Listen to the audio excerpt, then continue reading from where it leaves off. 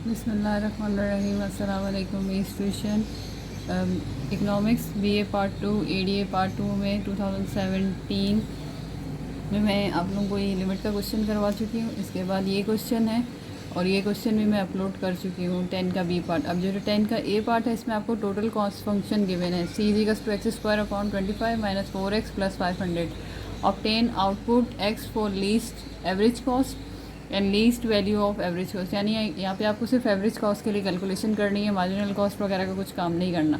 तो सबसे पहले आपको यहाँ पे कॉस्ट गिवन है तो हमें पहले एवरेज कॉस्ट निकालनी है, फिर उसका लीस्ट एवरेज कॉस्ट का आउटपुट लेवल निकालना है और फिर उसके बाद जो आउटपुट लेवल आएगा उससे हमें इसकी लीस्ट वैल्यू कैलकुलेट करनी है एवरेज कॉस्ट की। तो सबसे पहले अगर हम इसके सोल्यूशन पे जाते हैं तो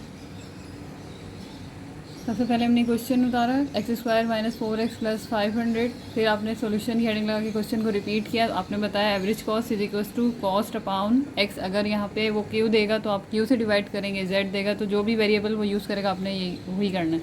तो हमने ये ऊपर वाला कॉस्ट का एक्सप्रेशन रिपीट कर दिया और इसको डिवाइड कर दिया एक्स से। ये एक्स डिवाइड होने का मकसद क्या है? एक्स से डिवाइड होने से मुराद है कि ये एक्स इस वैल्यू के साथ भी है, इस वैल्यू के साथ भी है और इस वैल्यू के साथ भी है। तो यहाँ पे हमारे पास ये 2 थे, ये 1 कट गया, यहाँ से ये 1 था, ये कट गया और 500 अपॉन एक्स, ये हमारे पास एवरेज कॉस्ट का फंक्शन आ गया है। तो यहाँ पे ये एवरेज कॉस्ट कैलकुलेट होगी, लेकिन आपको आउटपुट मालूम करनी है फॉर लीस्ट एवरेज कॉस्ट। तो उसके लिए आपके पास ये जो आया है आंसर, इसका दोबारा से डेरिवेटिव निकालना है, यानी कि इसका आपको डेरिवेटिव कैलकुलेट करना है। अब इसका डेरिवेटिव कैलकुलेट करेंगे तो सबसे पहले ये आपने एक्सप्रेशन लिख दिया है यहाँ पे, ये इसके साथ आएगा, इक्वल यहाँ लगेगा। अब यहाँ पे जब हम इसका डेरिवेटिव कैलकुलेट करेंगे तो यहाँ 1 है, 1 इससे आके मल्टीप्लाई होगा, 1 1 ज़ा 1 और इसकी पावर 1 है, 1 में से माइनस कर दिया आपने 1, तो 1 1 ज़ा 1 और x नॉट बराबर होता है 1 के।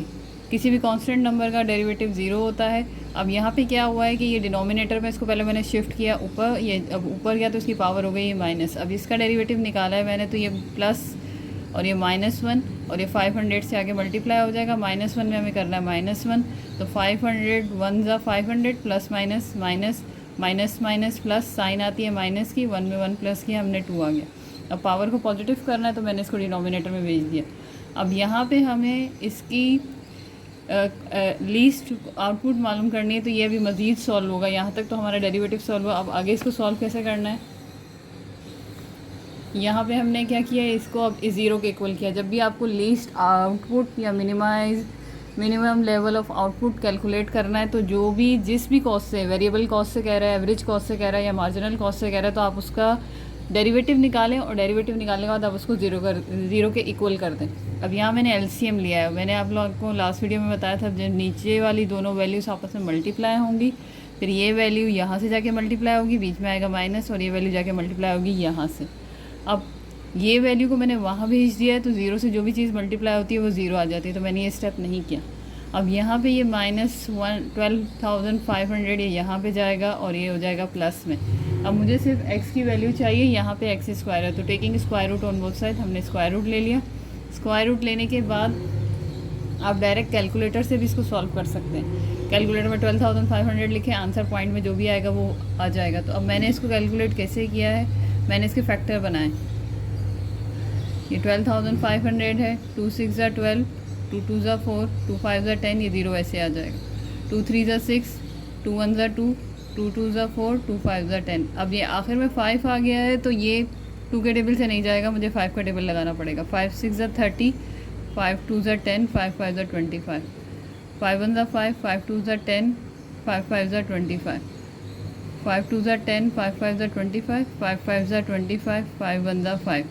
तो मेरे पास 2 2 हैं, 2 5, फिर 2 5 और 1 5। तो ये मैंने इस तरह से लिख दिया। ये रूट के अंदर आपने वैल्यूज़ लिख दी।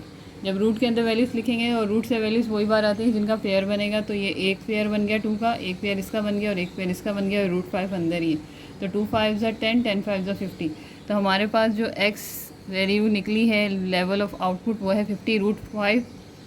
इसको आप कैलकुलेटर से पॉइंट को सॉल्व भी कर सकते हैं। अब मुझे निकालनी है वैल्यू निकालने के लिए एवरेज कॉस्ट की जो आंसर आया था AC, ये वाला, ये लेंगे और इसमें जो x की वैल्यू आई है ये आप पुट करेंगे। तो जब हमने x की वैल्यू डाली तो यहाँ पे x की वैल्यू 50√5 225 -4, यहाँ पे x नहीं है तो नहीं डालेंगे, यहाँ पे नीचे की तरफ x है। तो अब मैंने इसको थोड़ा सिंपल कर लिया है, ये इस तरह से कट सकता है तो मैंने काट लिया है। 25 1 25, 25 2 50, तो ये 2√5 हो गया, ये ऐसे आ गया। अब ये एक ज़ीरो से ये ज़ीरो कटा, 5 1 5, 5 1 5 और ये ज़ीरो बच गया, तो 10/√5 आ गया। अब यहाँ पे मैंने एलसीएम लिया, इसके नीचे कुछ नहीं था 1 था, इसके नीचे कुछ नहीं था 1 था, तो ये √5 हमारा एलसीएम आ जाएगा। अब ये वाली चीज़ इसके नीचे नहीं है तो ये जाके मल्टीप्लाई हो जाएगी ऊपर उससे, और जब रूट से रूट कोई मल्टीप्लाई होता है तो वो एक ही रूट में शिफ्ट हो जाते, तो ये रूट में शिफ्ट हो गया। -4 ये इसके साथ नहीं था तो ये साथ में आ जाएगा, और ये इसके पास है तो इसका मतलब ये ऊपर जाके मल्टीप्लाई नहीं होगा। एलसीएम अगर आपको आता होगा तो ये आसान है बहुत। यहाँ से रूट से वैल्यू बाहर आ गई तो 2 5 10, और यहाँ नहीं हो सकता मल्टीप्लाई, ऐसे ही लिख दिया +10। अब ये 2 5 10 लिखा और ये 10 प्लस हैं दोनों, प्लस प्लस प्लस, तो इसको प्लस किया तो 20 आ गया और ये यहाँ पे हो गया। अब कैलकुलेटर से आप √5 की वैल्यू निकाल लें, तो कैलकुलेटर से √5 की वैल्यू निकलेगी 2.2361। तो मैंने इसको इससे मल्टीप्लाई किया, पहले इसको इससे मल्टीप्लाई करेंगे तो आंसर आ जाएगा 8.9443। फिर आपने इसको 20 से माइनस किया तो आंसर आ जाएगा 11.0557, और फिर इसके बाद नीचे इतने डिवाइड किया तो एवरेज कॉस्ट का आंसर आ गया 4.94, यानी कि अप्रॉक्स 5 करके आंसर है इसका।